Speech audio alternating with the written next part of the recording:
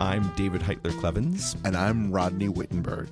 And this is Music for the New Revolution. You will not be able shake it all over. You give me fever. Like a spit on a stranger. Keep your hands to yourself. Don't stand so close to me. Catch my disease. I got it from Agnes. She got it from Jim.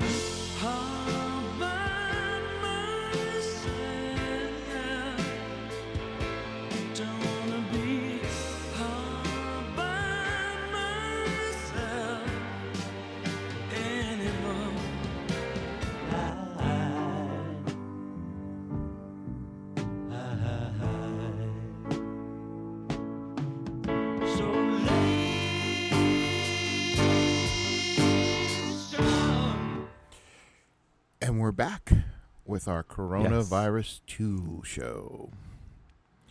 Yes. Still quarantined. It's a pandemic. There's lots to talk about. And things have changed since we last talked about it, haven't they? Have they really? Well, they've gone from bad to worse, okay. I would say. Yes. Okay. It's very, very frustrating. When will this be over? I know. It seems like it goes on and on, but then also it seems like when I think of actually how many months it's been, it's surprising to me that it's really been like less than half a year when it feels like we've been in this forever, you know? That is forever, David. Forever and a day.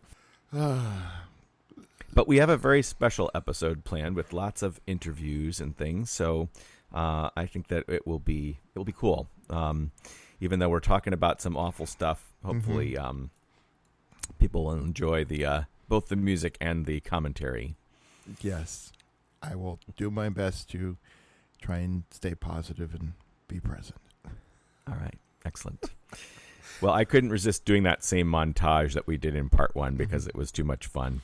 And I also have a limited number of songs in my mind about sickness and pandemic and stuff, although there's certainly other ones. Yes. It's also amazing how each one of those songs now has new meaning. Yeah. Hearing it this time, I was thinking, all right, don't stand so close to me. Yes. Completely changes the meaning of the song. Well, it's, I think this happens with all really huge, earth-changing events. I mean, I felt like after 9/11, there were all these songs that suddenly felt like they were about that, even though they weren't. And I think Wilco had a whole album where all these things about tall buildings shake and all these things that sounded like they had somehow foretold the future. And it was kind of eerie. But I think it's just that when so many people are thinking about the same thing, every song seems to be about that, right? Yeah. It is eerie and in some ways prophetic too. Right. I was at did I say this last time? I was at a party and pre-COVID, and we were having a few drinks. It was right around Christmas, and all of a sudden I started making up this song, and I just because we were sitting around in a circle playing guitar, and this one dude goes, "Dude, you're remembering that from the future." That's kind of creepy. So sometimes when I'm writing something, I do feel like I'm remembering it from the future. Yeah.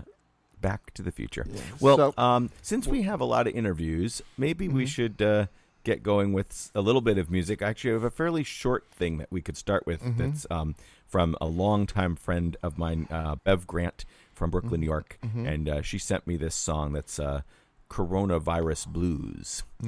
So how about we get started with that, and then we could talk some more. Awesome.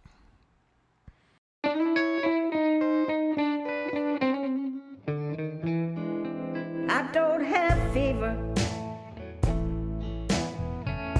I'm not coughing. I take my temperature every so often. I watch the news, try to follow the rules. got the stay-at-home coronavirus COVID-19 blues.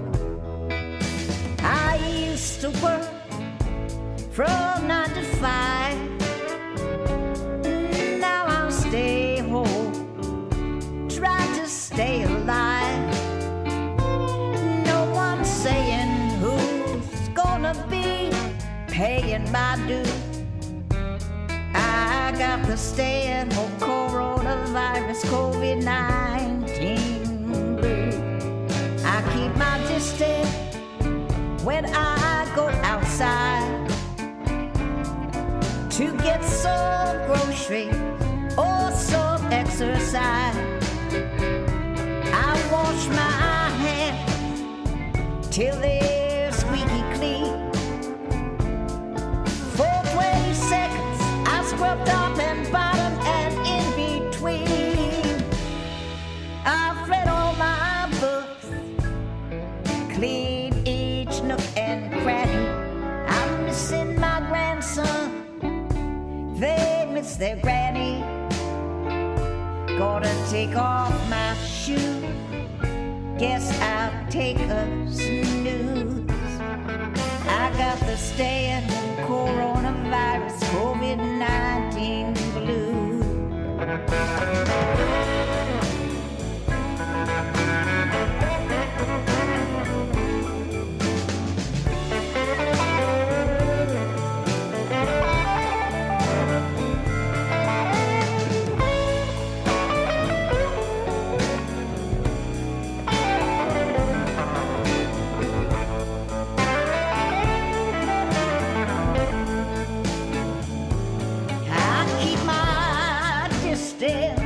When I go outside to get some groceries or some exercise, I wash my hands till they're squeaky clean. For 20 seconds I scrub top and bottom and in between. I've read all my books,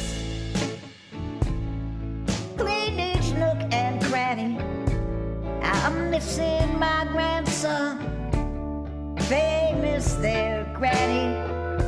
Gonna take off my shoe, guess I'll take a snooze. I got the stay-at-home coronavirus COVID-19 blues. Yeah, I got the stay-at-home coronavirus COVID-19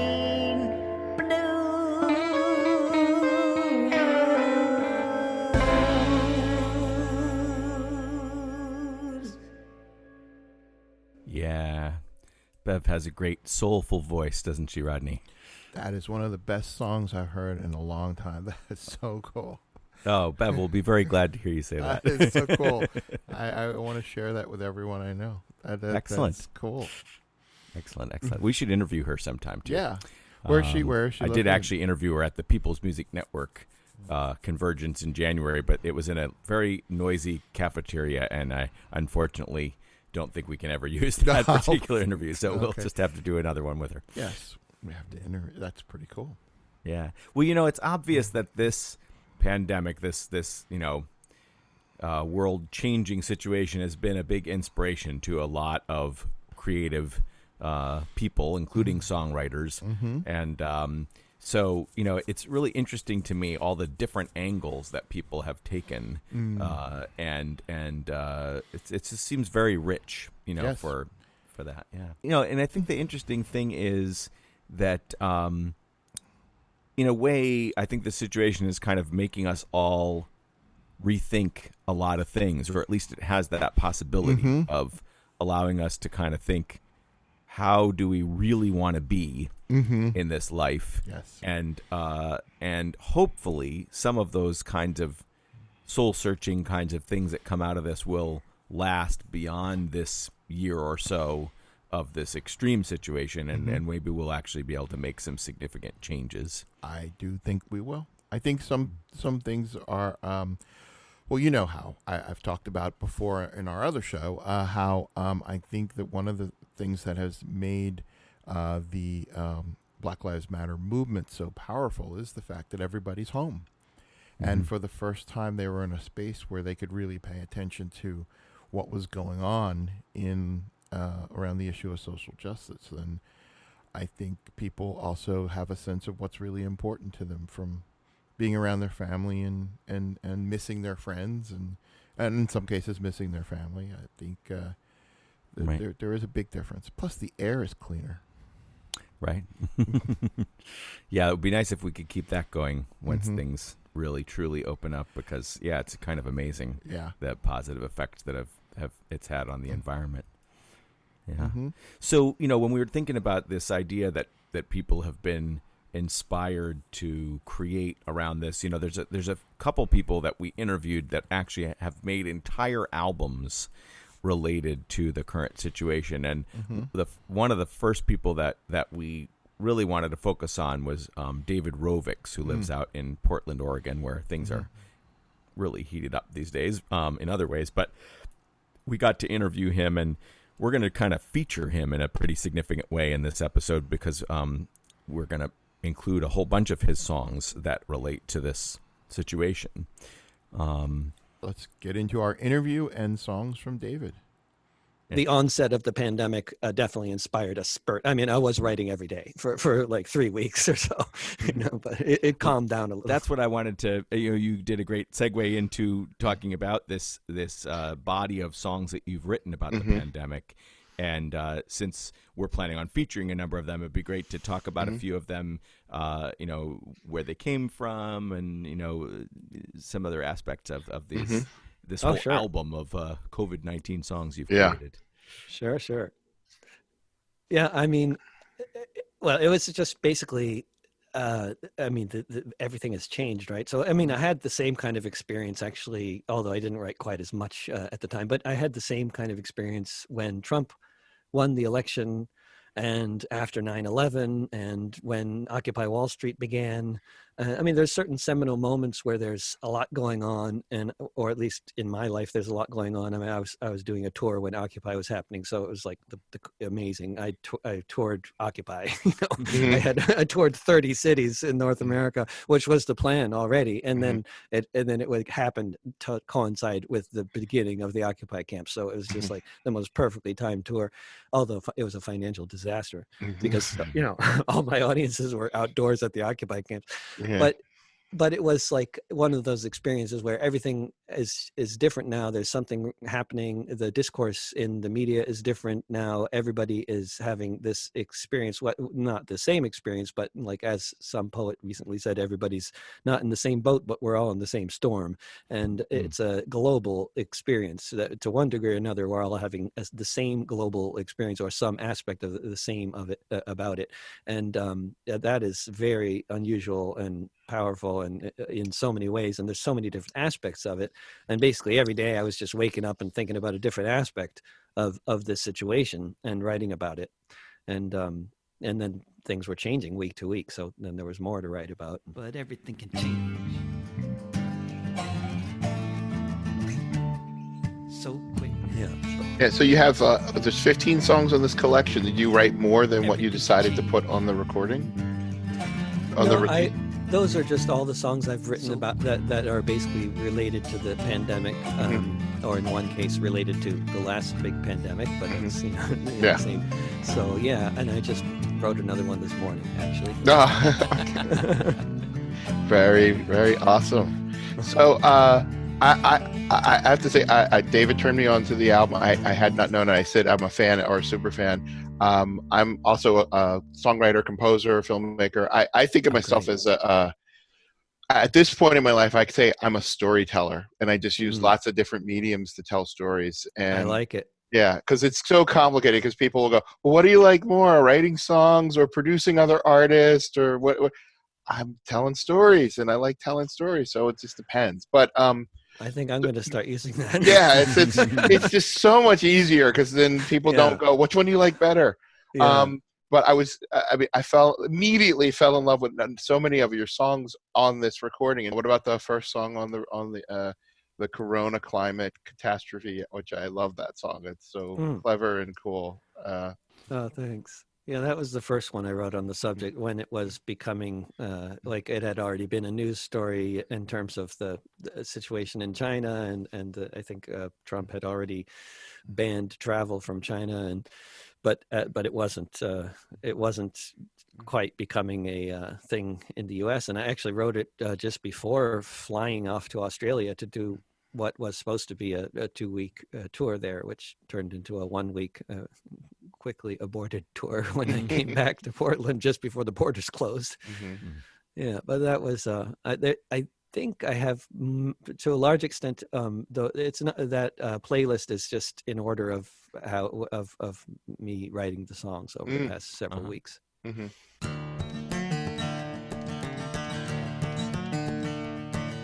The virus is spreading. I'm under lockdown. They got a quarantine on the whole town. No face masks left from coast to coast. Running out of things folks want the most as everyone stays home and waits to find out what might be their fate. The biggest flows of refugees across the Mediterranean Sea, on the move, ever more from Honduras to El Salvador. Reactionaries on the rise, Mussolini reprise. It's 2020, the decade's just begun. With any luck, we just might make it to 2021.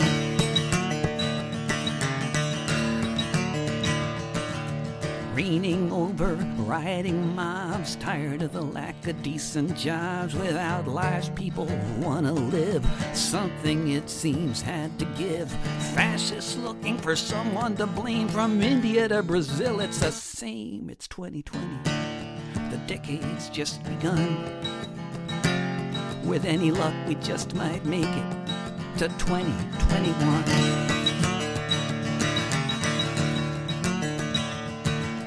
Bush all burning, towns destroyed, then the flooding, filling the void left by the loss of the plants and soil. But they keep digging for coal, drilling for oil, as if the end times weren't right here. Just go shopping, do not fear. It's 2020, the decade's just begun.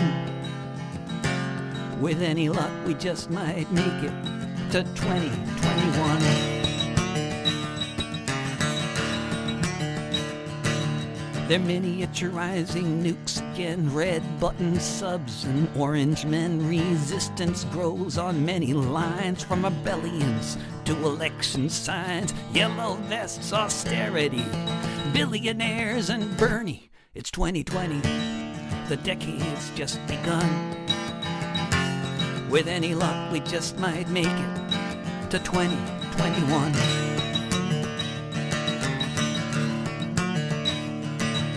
The virus is spreading. I'm under lockdown. They got a quarantine on the whole town. The beginning of the process is actually usually really the same. I come up with a hook line, and I don't always know it's a hook line, because oftentimes for me the best hook lines are often just a really basic statement of the obvious. But it's also a statement of the obvious that might not be obvious to everyone sometimes. Like the song I just wrote, the hook line is each couch by the street has a story. But I was thinking about like all because when I was walking yesterday putting up don't pay the rent signs, I just came across more couches again. And you find couches on the sidewalk in every neighborhood in this city, and they're all over the place. And this is not normal, and this is not how it usually is. People are leaving their apartments in a rush, because I assume in many cases because they can't can't afford to pay the rent, and they don't know there's just been a suspension on evictions. And I'm hearing a lot of stories about people who actually it's their roommate that can't pay the rent, but they can because they're in a group house, and then the one who can pay the rent is worried about getting evicted because of the one who can't pay the rent. So there's a lot of sort of semi-voluntary moving out kind of stuff going on. You know, it's really but I think a lot of it is about people not knowing. But anyway, that song was I just saw all these couches, and I thought, there's all these couches on the sidewalk, and you just then you realize, oh, that's a hook line. Each couch by the street has a story. Some were brand new just last year. Looks like days ago. Someone had a door key, and it was in a living room, not here. Getting covered in leaves falling down, getting soaked each time it rains. Did someone split quickly, head out of town? Perhaps whoever left these coffee stains. Each couch by the street has a story. I wonder what this one may be. Another one, too dry to have been out for long. It was once someone's property. Did they leave their home and move into a car, or find a sofa to sleep on at a friend's place? Did they stay near or go away far, disappear with hardly a trace?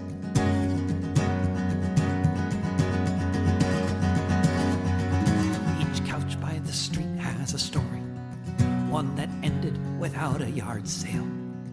No one's buying much in the pandemic. Most any such plans are derailed. Along with the crashing economy, all the people who just got the sack.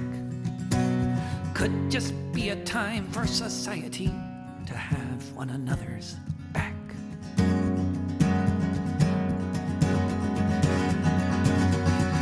Each couch by the street has a story, and those stories will soon multiply.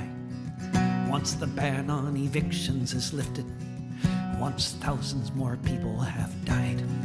While we're here in a country that's failed, when the moratorium is through, when they come to evict your neighbors, what will you do?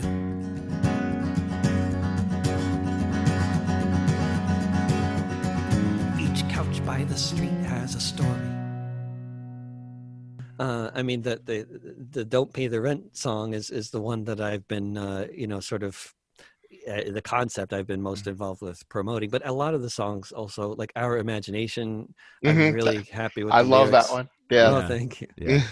Yeah, actually, I want to make a flyer out of the lyrics because I think it would work well just as a flyer to get people thinking about. Yeah. It's at moments like these, everything is in the air. The possibilities are nowhere and everywhere. You got to break a bone to set it, and now all we are is broke. A lot of folks are saying it's time to be woke, and they're not talking about microaggressions, but the really big ones. The basic assumptions, like planets circling suns, but there are no natural laws that built your mansions or your tents. These are creations of society, just like mortgages and rent. It's a future of uncertainty, but our liberation can only be as free as our imagination.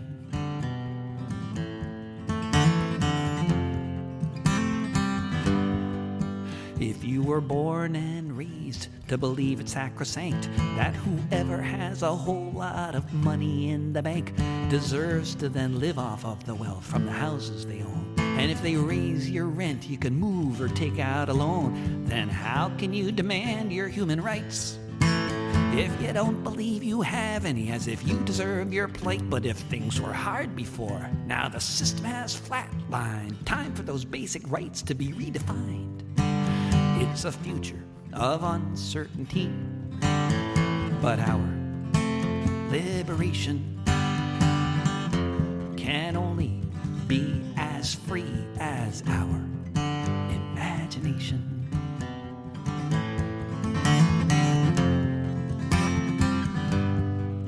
All these vaunted freedoms added to the Constitution as an afterthought after Shays' Rebellion did not include the right to land or the right to eat, or the right for human beings not to be dying on the street. It's moments like these, when we're standing on the edge, that we might catch the strongest breeze to land furthest from the ledge. We can fly, you know.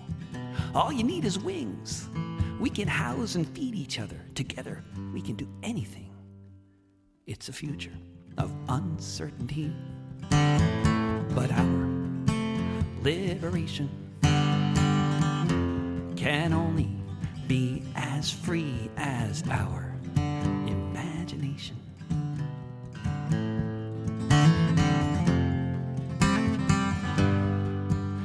it's at moments like these, everything's in the air. The possibilities are nowhere and everywhere. These are all songs that are written from reading the news or listening to the news obsessively for the past several months. But I mean, I think the pandemic of 1918 is I wrote that song. World War was raging like the earth had never seen. A whole generation lined up in trenches with killing machines. But aside from a few islands and some mountain peaks, the pandemic killed more people in just 24 weeks. No one knows where it began. Speculation's gone on for years. The trenches of Europe is where the deadly strain appears. From packed trains and hospitals around the globe it spread, the war strain of the virus that left so many dead.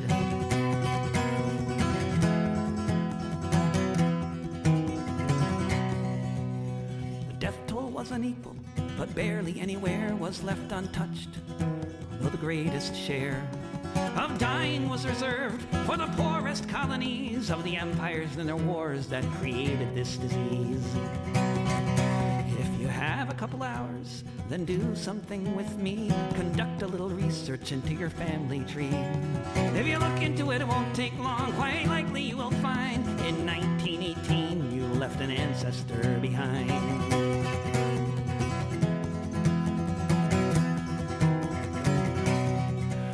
Pandemic knew no borders. It went from the front lines, which had increased its deadliness as if by design.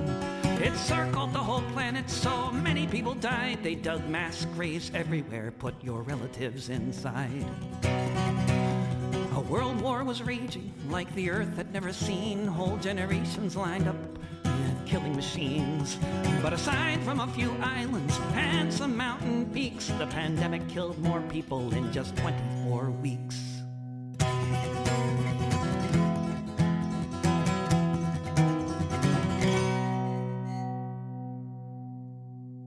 So that was our interview with David Rovics. And David, I have to thank you for introducing me to him. We've been in touch a number of times since the interview. And it's crazy, but we're actually attempting to write a song together. And, Excellent. And That's also, so cool. He had planned for me to do some work, maybe do a music video for him, but we'll see how that turns out. It's a little crazy because he is out there where there are secret police roaming the streets. So Yeah. he's having a time. And I have to say too, it's been a little crazy for me trying to figure out how to run a production company doing recording and stuff during the time of COVID. It's been a little crazy for everybody. And Yeah, definitely. So, but it was very inspiring getting to meet him, and as well as our next interviewer, who was equally inspiring for me, and getting to know her and her work and what she is all about musically. This is such a I know the reason for starting the show, in my mind was always to expose other people to music. I didn't really think through how I would be exposed to new music and new artists, and it's just awesome. Yeah, well, I think I think we both really enjoy that. There's things each of us introduce to the other that, because we have a lot in common, we tend to like the things the other person brings to the table. So yeah. I think that's super cool. And so we interviewed Chris Matthews, and that's Chris Crys for our Black Lives Matter episode. But we got to talk to her also about this beautiful song, kind of a power ballad that she co-wrote called 6 Feet Apart. So we'll get to hear her talk about that and then hear that wonderful song. I've heard the song that you wrote, co-wrote 6 Feet Apart, which I thought was really delightful. And so maybe you could just, if we have time, you tell us a little bit about 6 Feet Apart as well. Yeah, absolutely. So I guess if you're going to go through a pandemic, it's nice to be quarantined with another songwriter. So Heather and I actually lived together here in DC. And so it was like March 12th, I think. We were driving from Chicago back home, finishing a leg of her tour. And it was like, we stopped in Pittsburgh to just try to get some sleep so that we could make the rest of the trip. We wake up and emails start trickling in, like one after the other, after the other, after the other. And we're just watching like the loss of income just escalate. We're like, oh my gosh, what is happening? And by the time we got home, we had lost like $20,000 worth of gigs. It was crazy. And so we're like, oh my God, what is happening in the world? Period. Full stop. What is happening? And so, you know, a couple of days of shell shock later, we first figured out what we were going to do to try to, Heather is very mental health focused. She's a mental health advocate in the work that she does with her music, as well as being a phenomenal social justice songwriter as well. And so kind of her first instinct was to lean in and figure out like, how can we help our fans kind of get through this? Because this is so scary and crazy, and nobody that we know has ever lived through anything like this at all. And so we put together this community called Apart Together, and we do this online series on Sundays with them. And so it was like, we kind of went into the trenches and started doing that work. And then I started writing this song in my room one day, and was like, she walked by and she's like, what are you working on? And I played a little bit for her. And it was like, I was completely nerding out. I was trying to like rebel against my folk Americana tendencies. And so I was writing this cool, like reggaeton kind of song. And she was like, no, that's a power ballad. It's not a reggaeton song. No. And I was like, do you want to write it with me? Because we've known each other for 7 years, but we've never written a song together. We sing together all the time, but we have never written together. So here we are stuck in the house, not able to work. So like, we have no excuse. We have at that point a relative amount of time on our hands, which we don't anymore because we're doing the first ever virtual Pride tour now. So like, now we have no time. But then it was like very serendipitous. We had all this time on our hands, and she was like, yeah, I'd love to write it with you. So we started, and it just started flowing so beautifully. I mean, we finished it in like a day and a half. And because it was like, we made this video of it and released this video, and people loved it so much. Like the joy that we were getting sent our way from how much people related to and felt soothed by that song was so beautiful. We were like, oh man, okay, we're going to have to release it. Like, we can't just keep it. We're going to have to release it because people can't just watch a YouTube video. They're going to want to listen to it. So Heather, in her amazing capacity, like hunkered down, figured out how to basically be a producer and an engineer just instantaneously. We got with her strings guy who lives in LA was like, okay, I'm in. Our producer who lives in Bethesda, Maryland was like, I'm in, great. An artist in North Carolina was like, I'm in, totally. So it was like 5 different creatives across 4 different states. It was something like 3,000 miles or something like that. And we just came together and made it work. We made this beautiful song, and then we're able to release it out into the world. And we're actually working on the music video for it now. So yeah, I hope you all get to hear that song. It is really beautiful. It's one of the songs of which I'm most proud. It's so beautiful, you know, and it like to have been able to try to find something beautiful in a time like this. Like, I guess that's why it means so much to me, because I'm a preacher's kid and a nerd. And so I just like to feel like my mom's proud of my good heart, if nothing else. And so that made me feel good to kind of be able to make something beautiful in a time that could have very easily felt not beautiful at all, and has not been beautiful for a lot of people who have had to experience loss and heartbreak during this time. And I think that's also one of the reasons why a lot of people are enjoying that song, responding to it so positively, because it does feel so hopeful, and there is a lot to be afraid of right now, and there's still a lot that's unknown. So I think a lot of people have found a lot of comfort in finding such a pretty song about this time. That's great. Awesome. Yeah. So much fear, so much chaos. You've been asking who's gonna save us. Turn off the TV and turn off your phone. Yeah, we're safe if we stay at home. We can sing if we want to. We can still dance the whole night through. We can lock eyes from across the room. We don't need to touch, I can feel you. 6 feet apart won't stop us. Don't need to hold you in my arms. I still know you in the dark.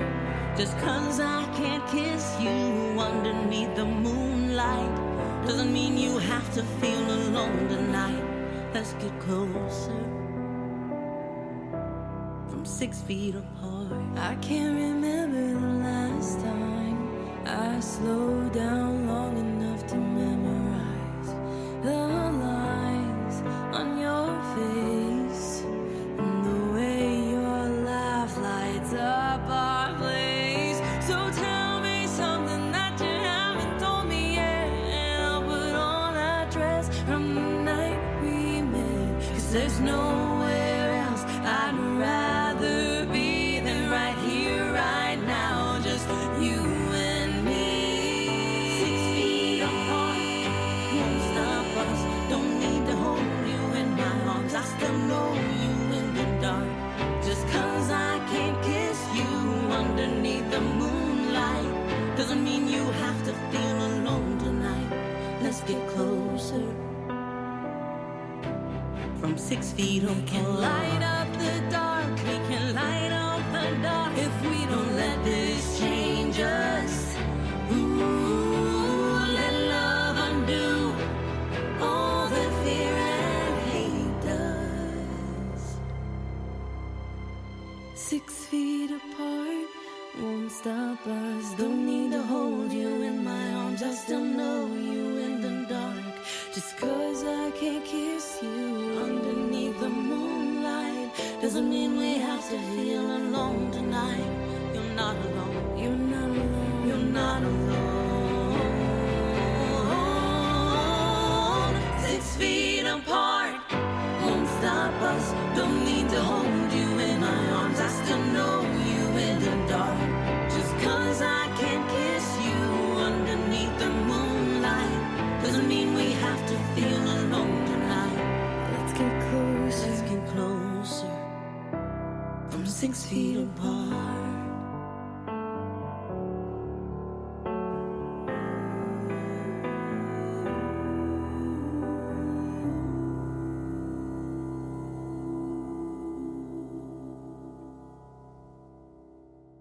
All right, so we also got a special chance to interview John McCutcheon earlier for another episode, and he, like David Rovics, has put out an entire album related to this situation called Cabin Fever, and he sent us a couple songs from that early on before it was even released. We feel so special. Yes. So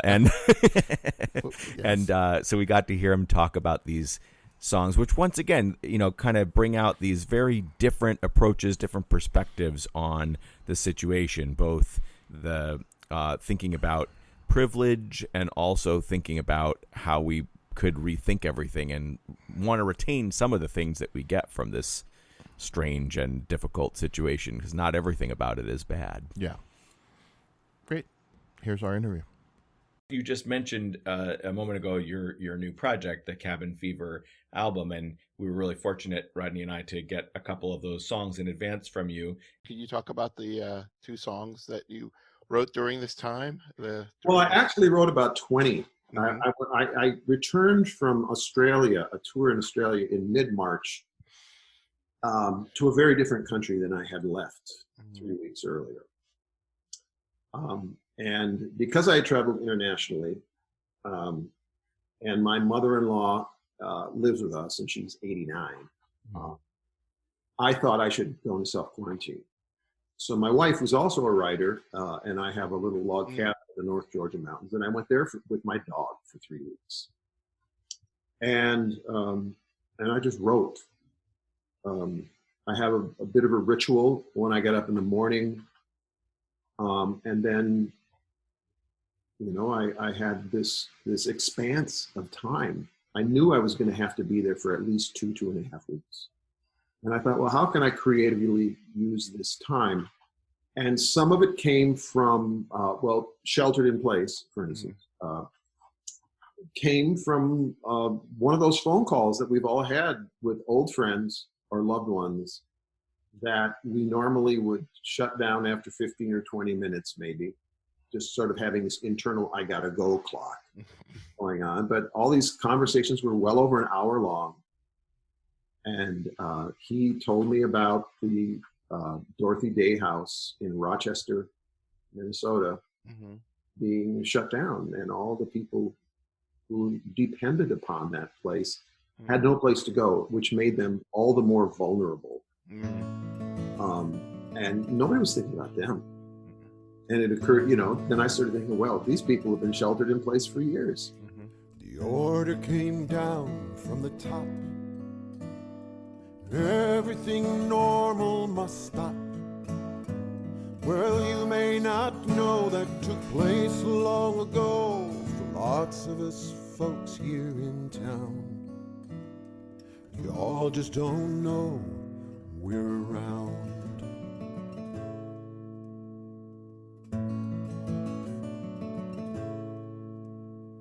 I am one of the ones you forget when tragedy makes you upset.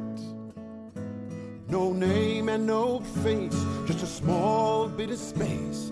No address, no email, no phone, and no chance that I am not alone.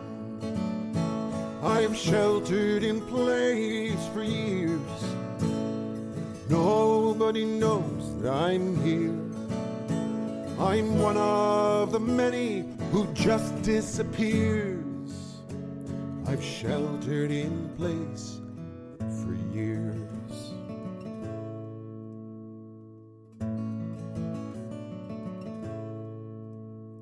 At the stoplight with a small cardboard sign, as I slowly walk down the line, you stare straight ahead, no word need be said as the windows roll up one by one, and you head off to home when you're done. I've sheltered in place for years. Nobody knows that I'm here. I'm one of the many who just disappears. I've sheltered in place for years.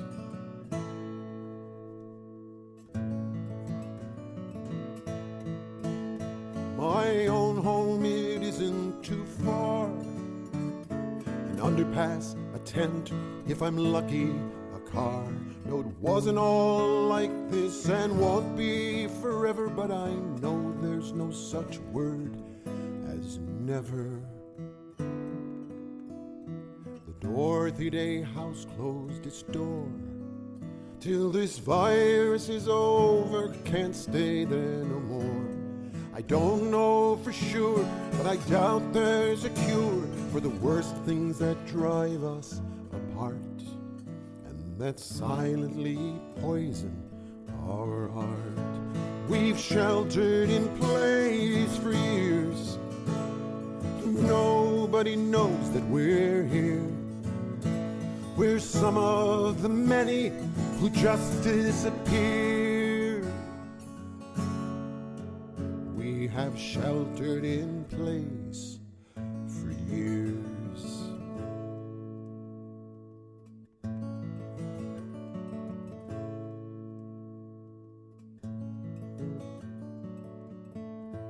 And when all of this is over, similarly came from a conversation with a writer friend of mine from Utah. And we were musing how,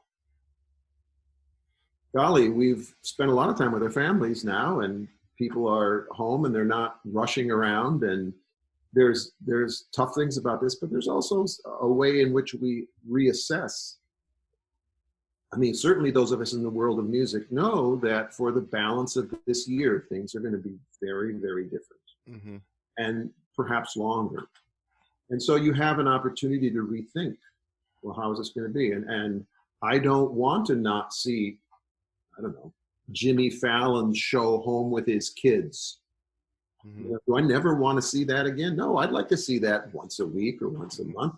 Do I want to never have time to do the kind of amount of reading I'm able to do right now?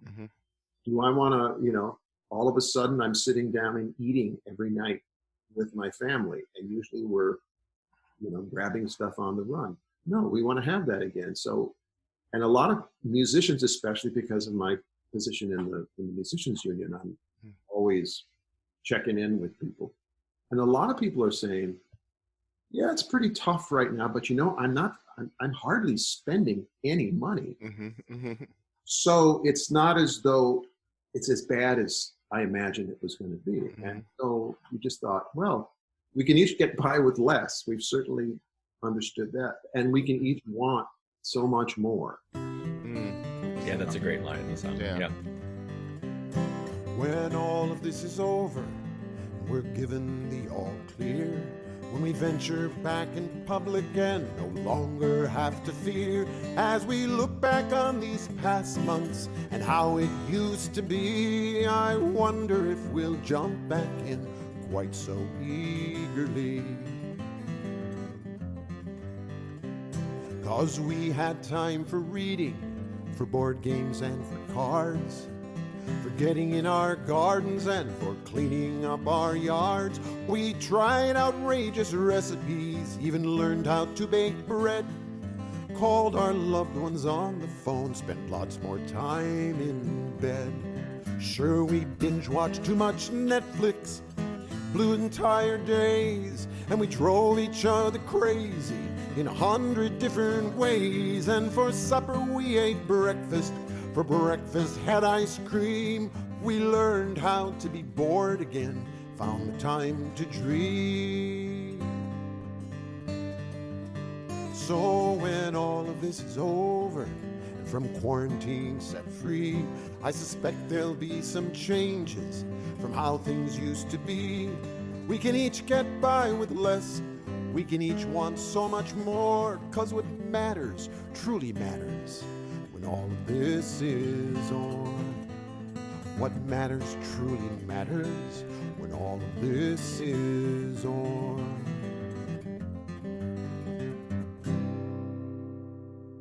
So, those were two of the 18 songs that ended up on this album. And it was just, again, you get in a groove.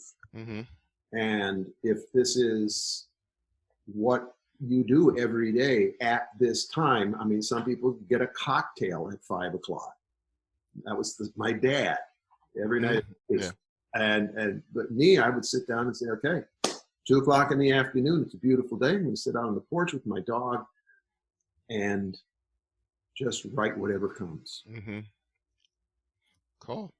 It That's seems great. like a very rich source, this, because of the fact that so much has changed so suddenly, that there's just a lot of different aspects to that to write about. Is that how you're feeling?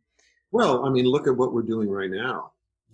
We've learned how to reach out to our audiences. We're learning how to do it. I'm certainly getting in touch with my inner geek. I have outboard cameras and lighting and my whole stage set up so that people, because I think something like this is going to be with us for a while. Yeah. And it's going to be, online concerts are just another tool in the toolbox. It doesn't replace the energy of having human beings shoulder to shoulder in a theater. The same space there. But that's not going to happen for a while, shoulder to shoulder. So we're just learning how to do our work in ways that can still be helpful. I mean, people ask me, I'm almost 68 years old, and people are asking me all the time, well, gee, when are you going to retire? And number one, I don't know what that means. Right. But my enduring images of Pete Seeger at age 93, buoyed by 2 canes, showing up at Occupy Wall Street, because his job was to be helpful. Yeah. And he was helpful his entire life. And it doesn't matter whether you're a musician or a carpenter. You can be helpful and use your tools your whole life, Yeah. That's a pretty amazing gift. Yeah. So one of the things that I think this situation brings out is this concept of the essential worker, right? You know, yeah. the idea that there's people who often haven't been that appreciated, you know, Yeah. people who work in grocery stores and deliver our mail and, you know, really truly essential things, but a lot of people take it for granted. But in this moment, I think it's been more brought home, like somehow, that, you know, that we really rely on these people. Yes. The essential workers are very important. They are essential, and maybe when this is all done, we can pay them like they're essential. Yeah, I know. Like, do you get the same feeling I do, Rodney? I see these signs in people's lawns that say, like, "Thank you, heroes." And I keep thinking that, you know, some of those people, nurses and, you know, postal workers and stuff like that are probably like, yeah, keep your thanks. How about a little bit more, you know, in my paycheck here? Yeah. Right. A little job security and safety and, you know, all those kinds of things. Yes. So, I yeah. feel the same way. Yeah. Well, there's a very cool project that our friend Emily Joy Goldberg put together called Songs from the Inside. And it's a compilation of, I think, pretty much all Philadelphia area songwriters. Jenny and I have a song on it. But they're all songs that are written during quarantine. Some of them are political, some of them are not.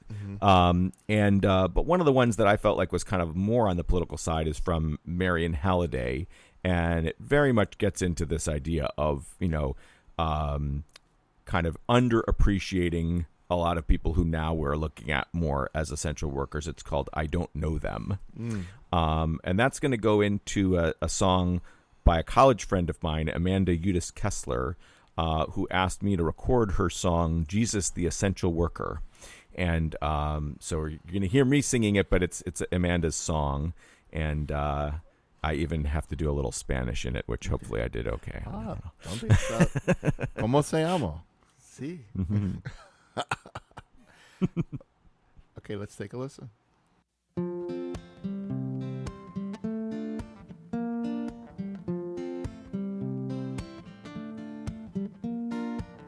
Don't know the man picks up my garbage. I just know he comes and gets it on Tuesday nights. Don't know the girl who bags my groceries, but I like how she wraps the eggs up good and tight. Don't know the bus driver in the third floor unit, but I smile at her. She walks her annoying dog. And I don't know the firefighter lives on the corner, but I sure love to watch him when he goes for a jog. I don't know them, I don't know them, I don't know them, I don't know them at all. I don't know them, I don't know them, I don't know them, I don't know them at all. Don't know the farmer who grows the avocados that I used to make perfect lunch salad today. Don't know the guy who tested my water and made sure it's safe to drink and tasted okay. Don't know the folks who strung the power lines, but I'm glad they make my house so bright and warm. And I don't know the cop patrolling the highway, I just know she's there to keep me safe from any harm. I don't know them, I don't know them, I don't know them, I don't know them at all. I don't know them, I don't know them, I don't know them, I don't know them at all. Why should I care what happens to them? They're not my family, they're not my friends. Maybe the question should be, why should they care what happens to me? Don't know the lab tech who sticks me with needles. I just know I never could do her job at all. Don't know the nurse who takes my blood pressure, but he makes me feel better just doing his job. Don't know the EMT who raced to save me and gave me a chance to try and fight this thing. And And I don't know the doctors making the new vaccines. I just know without them, there's no hope of winning.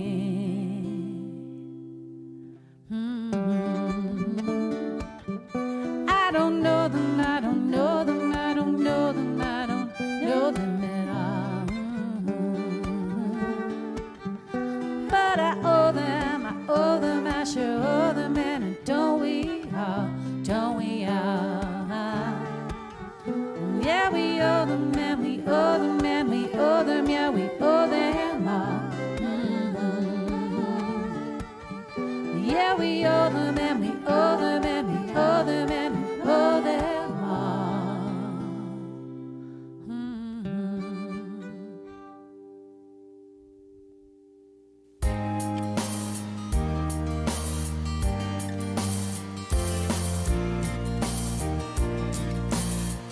Jesus, the essential worker, never made a lot of money. Rode a bike and fed the hungry, carrying deliveries. Jesus, the essential worker, drove a truck and dropped off boxes. Ran a shelter for the homeless, caring for the least of these.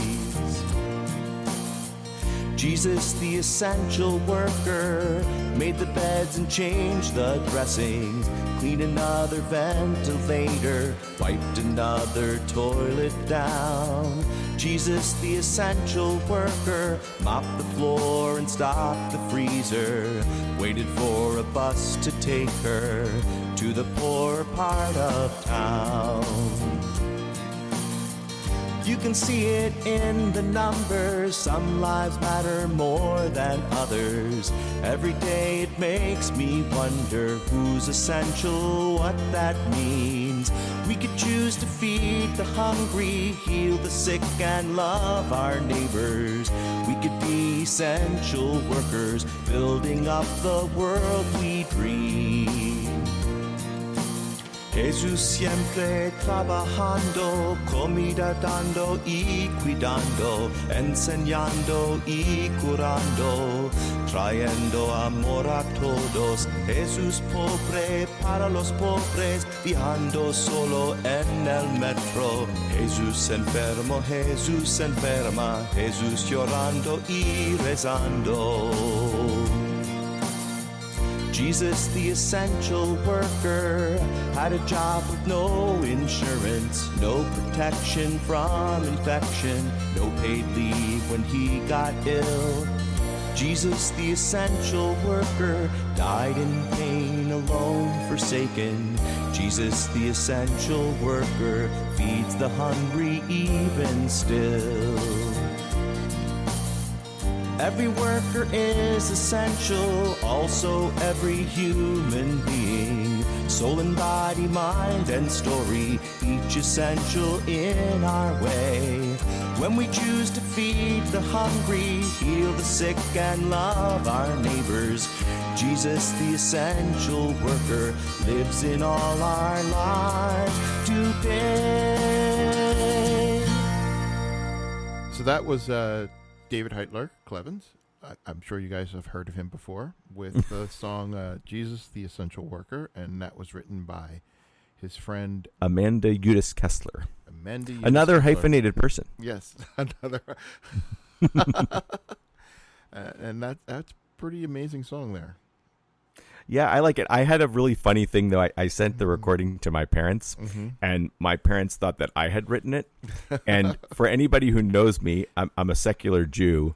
The idea that I would have written a song called Jesus, the Essential Worker was hilarious to me, and especially that my parents would have thought that because, of course, they know me better than anybody. But they said to me, and this is probably true, that if I were to write a song about Jesus, it would be a song like that. So,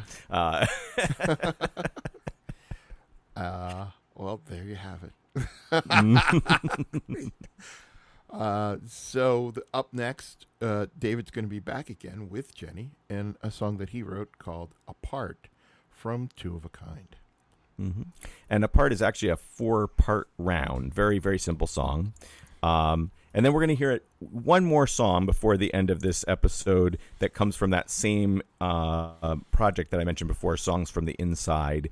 And it's a song by Gary King, very beautiful, soulful song called End of the World. Don't worry, it's not as depressing as it sounds.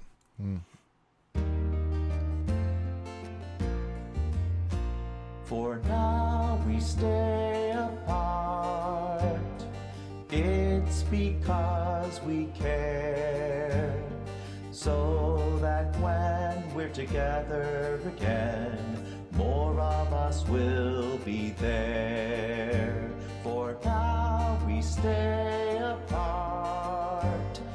It's because we care, so that when we're together again, more of us will be there. For now we stay apart. For it's because we care. So it's because we're together again. More of us will be there. More of us will be there. More of us will be there. More of us will be there.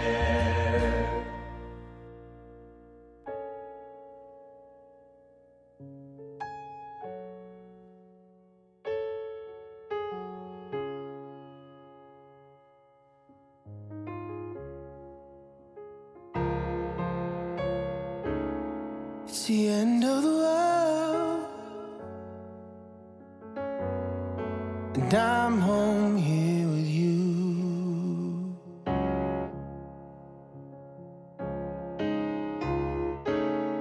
It's Friday and we ain't got no job, ain't got shit to do. 'Cause I'm gonna get you high. Oh my love, we gon' touch the sky. Oh my love, 'cause people talking about the end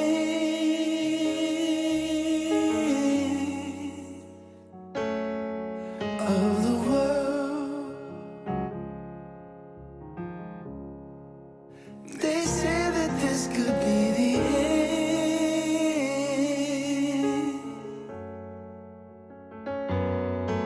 of the world.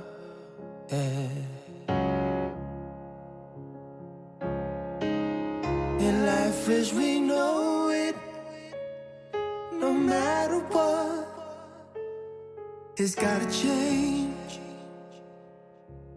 It's time to rearrange some things.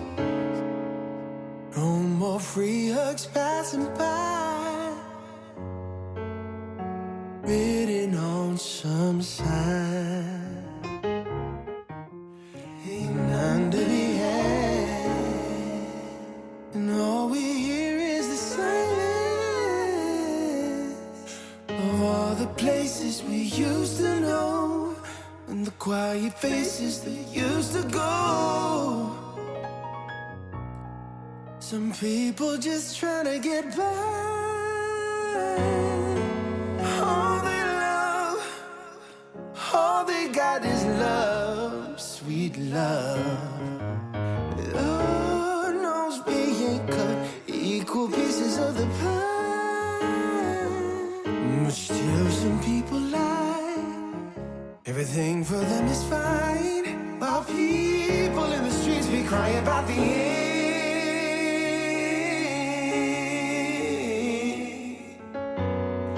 of the world. Everybody getting ready for the end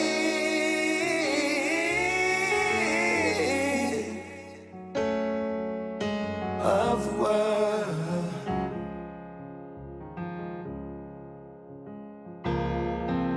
And life as we know it, no matter what, it's gotta change. It's time to reunite. What we talking about is the end.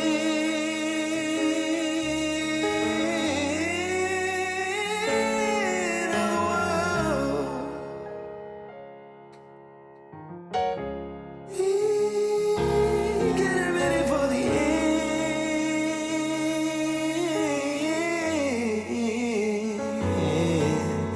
of the world.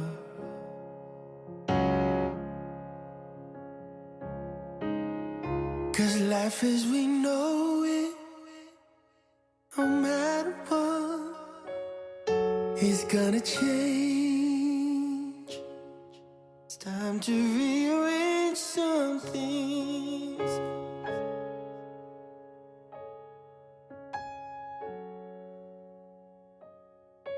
We gotta change.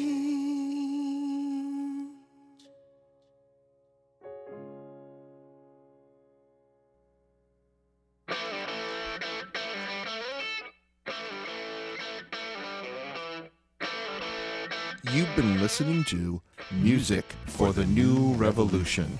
I'm Rodney Wittenberg. I'm David Heitler-Klevans. Music for the New Revolution is produced at Melody Vision Recording Studios in Plymouth Meeting, Pennsylvania.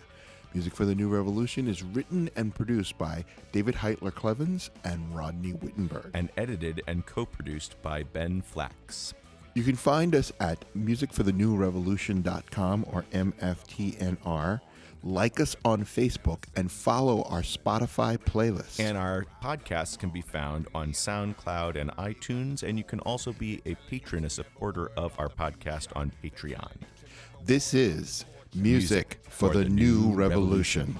Spend it all today and we will bill you tomorrow. 3-piece suits and bank accounts in Bahamas. Wall Street crime will never send it to the slammer.